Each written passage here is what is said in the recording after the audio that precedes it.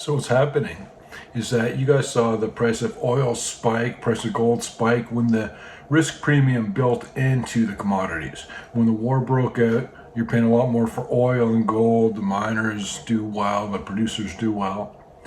And then now the war is over, and so things are reversing and falling back. That's why you saw things like almost all gold mining stocks drop by about 5% the other day.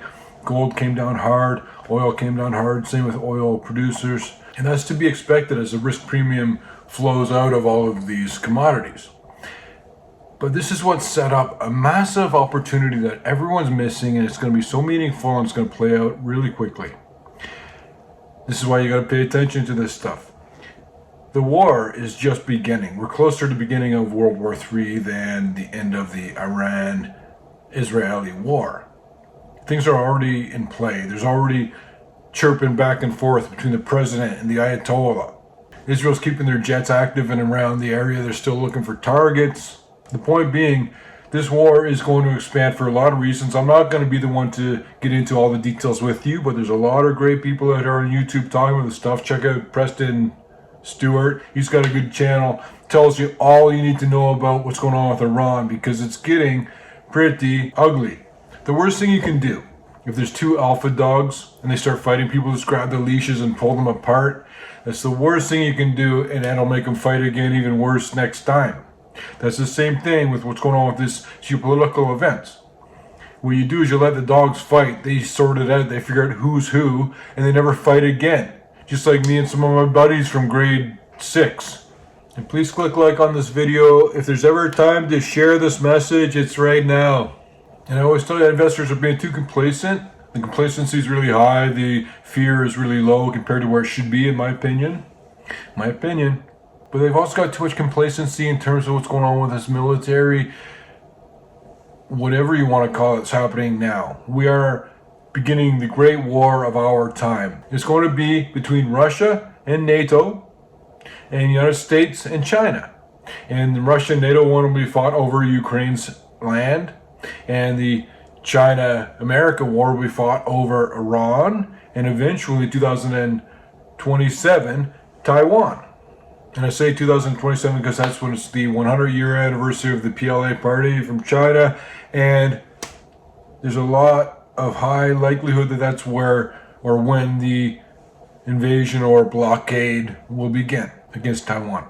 I think that all this complacency will be reversed at once. The military complacency, the economic complacency, the complacency in the value of the dollar, the complacency in the chance that stocks will fall, the complacency where people believe that the plunge protection team will help, or that Federal Reserve will always help things out, or that the markets can be controlled. The markets are controlled, but people are believing they can be controlled more than they actually can, which is the same thing the people trying to control the markets are doing, because they believe that they are gods who know what's going to happen, what they can do to make everything work out well. And that's what crashes are. When things go off the rails, where even the people who are controlling the market can't control the market. But the recency bias is brutal because people have been rewarded by buying the dip for so long. And buying the dip is great when the market's going up, and it's the worst strategy when things reverse. You don't want to buy the dip because then you're buying all the way down. That's why I always say don't average down. You should be averaging up, not averaging down. But about this war with Iran, that we're going to go into Iran versus Israel 2.0, there's all sorts of things happening right now. Donald Trump's even mentioned that he'd give weapons to Ukraine. Donald Trump last few days has mentioned that he would bomb Iran again. And the thing about the Middle East, I heard, and I'm sorry that I don't remember the name of the gentleman who said it, but he said that a lot of the problem with the Middle East is that there's entrenched hatred, and the issues are not resolvable. Certainly not by political means, for one certainty.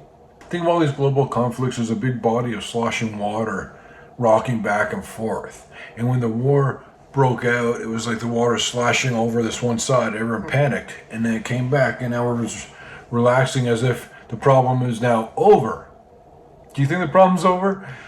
It's just beginning, and it's going to be the flashpoint that will bring everything together for what will be the great war of our time.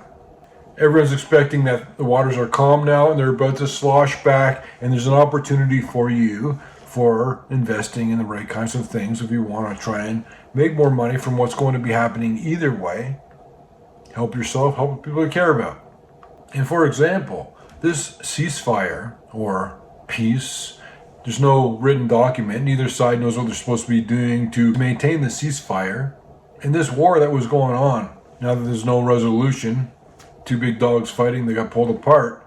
You think they don't fight again? And there's talk that maybe the war was paused or peace broke out because Israel ran out of interceptor missiles for their Iron Dome system, and you start seeing the missiles coming through. And at the same time, and I made a video about it before, the Israeli economy is absolutely in tatters. It's terrible. And when they call up soldiers to the IDF for active duty, they're taking them out of Israeli society. You could be running a restaurant and it's your turn as an Israeli to go into the military and do your military duty. So add that to an already tumultuous economy that is fading fast. And there's also the thought that war criminal Netanyahu will be keeping the war going to keep himself out of jail. But there's a lot of things that there are concerns about that Iran might do besides fire missiles towards Israel.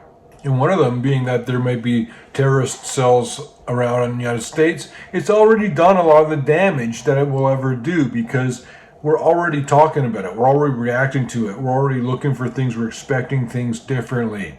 There's asymmetric warfare. You're getting into cyber warfare, which Iran has capabilities of. But the big concern is lone wolf attacks. Any one person can do whatever, and there's a lot of sympathetic people that might act out. But chaos theory suggests that we're going to be seeing a ton of black swans, unexpected events, unintended consequences that are very meaningful that nobody saw coming. You can't predict a black swan, but you need to know that, as I said, chaos theory, complexity theory, it's all saying the probability is that you should be expecting a massive black swan. You just don't know what it is yet. And I ask you guys to become a Peter Leeds insider so I can help you keep an eye on all this stuff. It starts at $3. Details below.